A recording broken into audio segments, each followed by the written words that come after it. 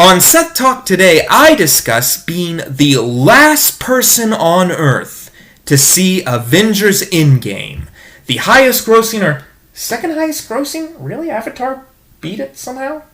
Okay, so the second highest grossing film of all time.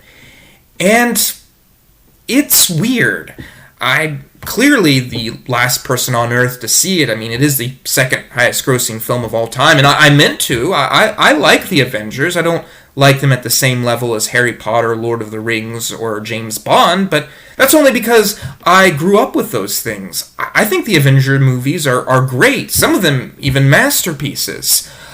But I finally got a chance. I had some downtime. I was watching my aunt and uncle's dog. I went to the library, got a DVD, popped it in, and I have to say,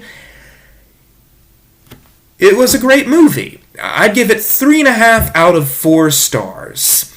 I didn't think it was a masterpiece. It wasn't like getting struck by lightning, but considering the pressure they were under, I think they did about as good as you could expect. But I wanted to go over the bad and good things. The bad things first, so I can, get rid of the... I want to get through the criticisms as fast as I can. But first, the plot. So, this story is silly. I mean, it is absolutely ridiculous. There are aliens, Viking gods, talking trees, talking raccoons, flying horses, and a giant green booger man. It's ridiculous. People make fun of the Lord of the Rings, but there's so much to be made fun of with the Avenger movies. Also, if you haven't seen the other ones, the other films in this series, you're going to be so confused about what's going on. I mean, I've seen a few of them, and even I felt a little confused. And it'd be fine if it was just 2 movies, but it's like 23. It's a lot of time to invest.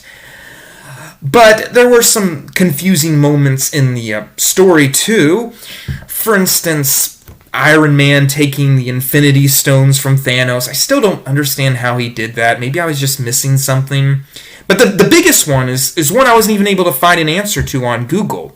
When Captain America, and I don't want to give too much away, but he appears in the timeline that he's in. It's confusing, but basically if they go back in time, they make separate timelines, and somehow he arrives in the same timeline.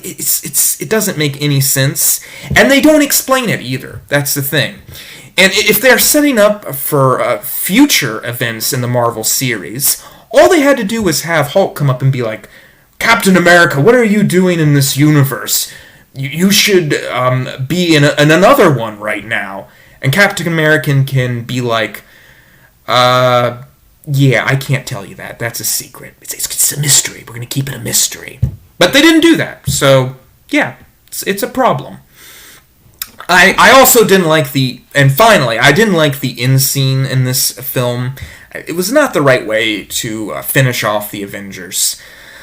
But the good things are really good. I love how they time travel. I love the time traveling to different universes, how they did that. It is interesting.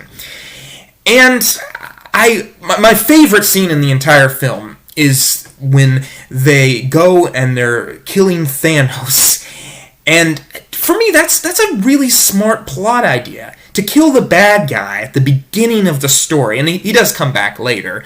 But what an interesting idea. I'd never thought of doing that in storytelling. It's just a really smart plot move.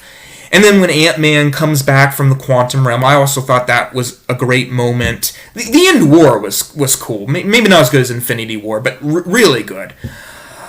But you can tell there's some great storytellers behind this. This isn't just Harvard students coming into the business and not really knowing what they're doing because, just because you can do really good at physics doesn't mean you can do good at filmmaking.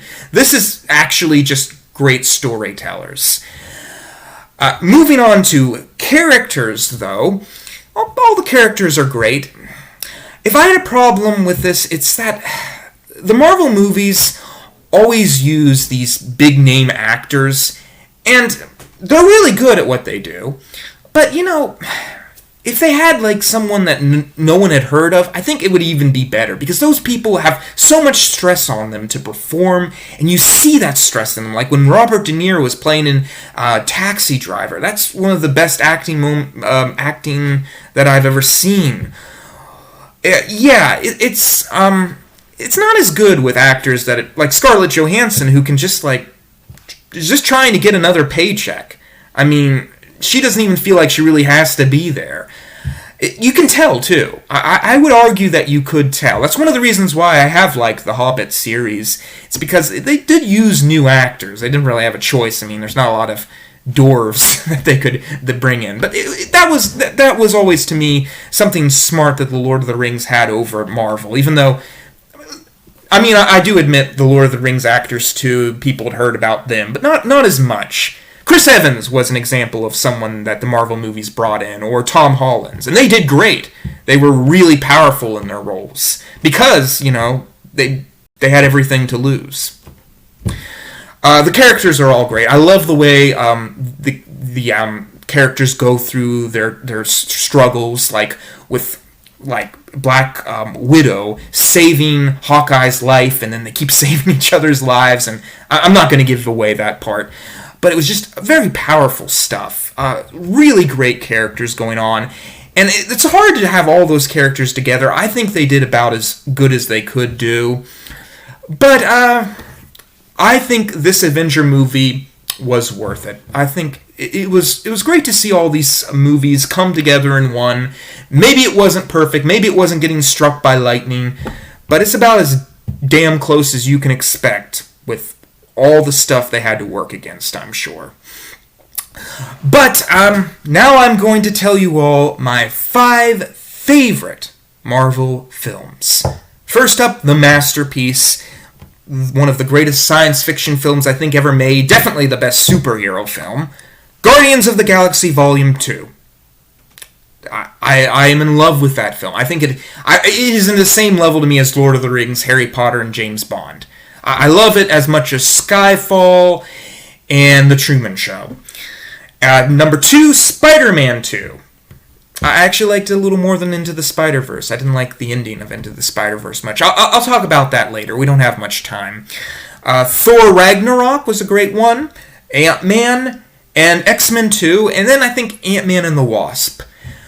But those are my 6 favorite. I'm not going to talk much more because we are running out of time. But did you all enjoy hearing me talk about this movie and seeing my opinion of it as the last man on Earth who hasn't seen it? If you did, maybe I'll do the Joker next.